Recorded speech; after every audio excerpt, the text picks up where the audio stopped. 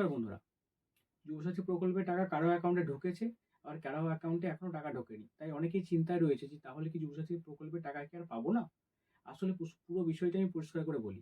প্রথমত, যুবসাথী প্রকল্পের টাকা সবাই একসাথে পাবে না। এটা ধাপে ধাপে টাকাটা ঢুকবে। আর কি কি কারণে আপনার টাকা আটকাতে পারে সেটা আমি আজকে ভিডিওতে সম্পূর্ণভাবে বলবো। তো ভিডিওটা দেখুন। প্রথমত কারণ হচ্ছে অ্যাপ্লিকেশন ভেরিফিকেশন যদি আপনার পেন্ডিং হয়ে থাকে।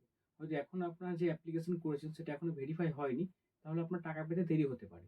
এবং দ্বিতীয় কারণ হচ্ছে যদি আপনার ব্যাংক অ্যাকাউন্টে কোনো ভুল থাকে, আপনার অ্যাকাউন্ট নাম্বার ভুল, বা অ্যাকাউন্ট নাম্বারের সাথে আপনার আধার নাম্বার লিঙ্ক নেই, বা অ্যাকাউন্ট নাম্বারের সাথে আপনার মোবাইল নাম্বার লিঙ্ক নেই, তাহলে এক্ষেত্রে আপনার টাকা আটকাতে পারে।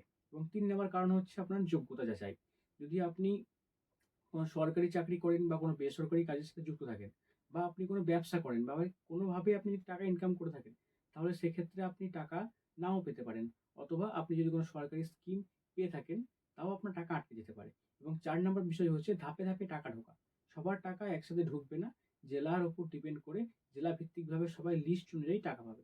তাই যদি তোমার টাকা এখনো না ঢুকে থাকে, তাহলে চিন্তার কোনো কারণ নেই। একটু অপেক্ষা করো এবং ব্যাংক অ্যাকাউন্ট চেক করো যে সব ঠিক আছে কিনা। আর কার কার টাকা ঢুকেছে কমেন্ট করে অবশ্যই জানাও। আর এই ধরনের গুরুত্বপূর্ণ ভিডিও পেতে ভিডিওটা লাইক করুন এবং চ্যানেলটা অবশ্যই সাবস্ক্রাইব করে দিন। ধন্যবাদ।